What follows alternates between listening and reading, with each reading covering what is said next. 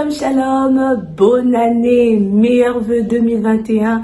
Ma prière est que vraiment le Seigneur déverse ses grâces dans ta vie, dans ta famille, dans ta vie professionnelle, dans ta vie spirituelle, dans ton ministère, dans tes études, dans tout ce que tu entreprendras, que les grâces de Dieu se déversent, que le Seigneur t'accorde la grâce de marcher de manière digne de lui, afin que véritablement cette année soit une année bénie par la grâce de Dieu. Je suis dans la joie de vous retrouver dans cette vidéo. Nous allons encore parler du temps.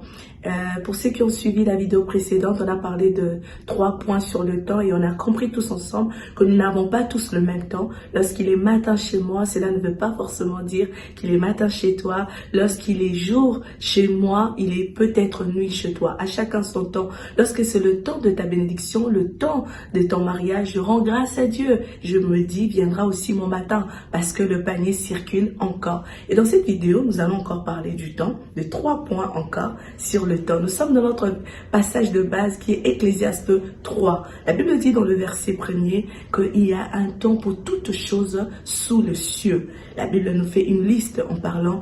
La Bible nous dit un temps pour parler, un temps pour se taire, un temps pour rire, un temps pour pleurer, un temps pour naître, un temps pour mourir. Par là, le premier point que j'aimerais que tu comprennes, que le temps doit correspondre à une action définie. Lorsqu'il est matin chez toi, c'est le temps de te lever, c'est le temps de sortir de ton lit, c'est le temps de ne plus rester couché pour vaguer dans ses occupations. Lorsqu'il est matin chez toi, tu ne peux plus dormir, sinon tu vas accuser du retard par rapport au travail, par rapport au rendez-vous, par rapport à ce que tu es censé faire. Beaucoup de gens ont retardé leur destinée parce qu'il était temps de se marier, il était temps de se lancer, ils n'ont pas fait et ils ont accusé du retard. Cette année, tu as ta part, Dieu a sa part, tu as aussi ta part de responsabilité. Tu dois faire ta part pour que tu puisses avancer dans ta vie, dans ta destinée. D'autres personnes, on entend souvent les gens dire, oui, je sais que c'est le temps de me lancer. Oui, je sais que c'est le temps de me marier. Mais la personne, elle va regarder, mes grandes sœurs ne sont pas encore mariées, mes amis autour de moi ne sont pas mariés. Si tu ne te maries pas alors qu'il est temps que tu te maries, tu vas passer outre. Si tu ne te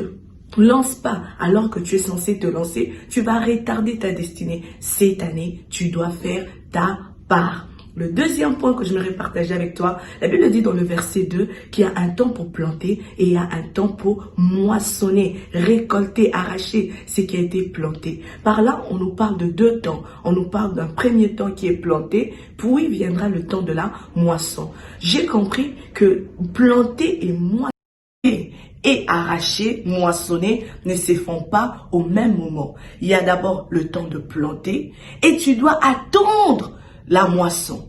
Et le deuxième point, c'est la patience. Tu dois cultiver, manifester la patience. La patience est très très importante. C'est un fruit de l'esprit. Cette année, tu dois manifester la patience. Nous sommes dans une génération où tout va vite. Une génération speed, une génération fast-food. On veut que tout se fasse dans un claquement du doigt.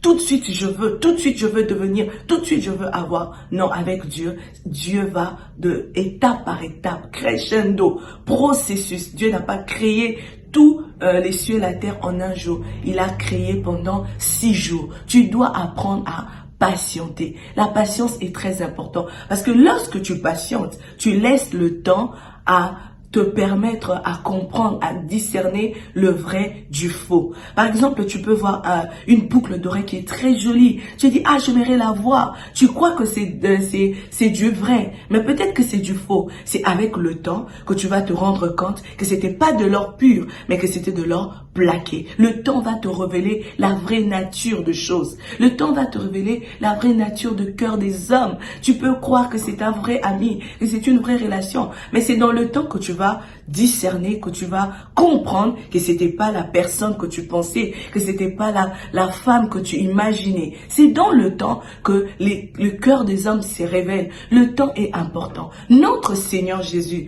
lorsqu'il est venu sur terre, la Bible dit qu'il n'a pas commencé son ministère tout de suite. Il a attendu 30 années. Il a commencé son ministère à 30 ans. De même aussi une femme enceinte. Lorsqu'elle est enceinte, elle n'accouche pas tout de suite. Sinon, on parlera d'un bébé prématuré. Mais elle doit attendre 9 mois. Elle doit patienter 9 mois. Elle doit garder cet enfant 9 mois dans son ventre. Tu dois patienter. Sinon, tu auras un mariage prématuré, tu auras un ministère prématuré, tu auras des affaires prématurées. Apprends à patienter. De même, une chenille, elle ne devient pas un papillon du jour au lendemain. Elle doit rester dans le cocon. Elle doit subir le changement, la transformation, le métanoïa. Tu dois apprendre à patienter. Et le troisième point, c'est une parole d'encouragement. La Bible nous dit qu'il y a un temps pour naître, un temps pour mourir, un temps pour pleurer, un temps pour rire.